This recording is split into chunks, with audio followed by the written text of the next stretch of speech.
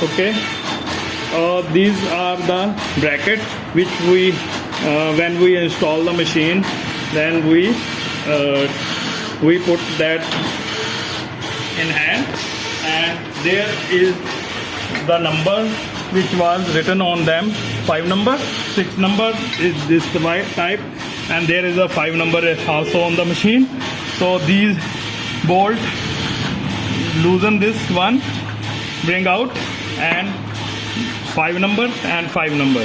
This way you have to put that bolt in that hole and make this way. Tighten this one. Okay, and this should be very equal. Okay, and tighten this one. Same for 6 number. Same for 6 number. You have to loosen this. Stop this one.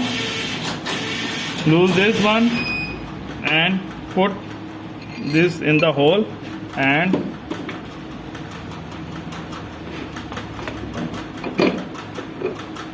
tighten this one.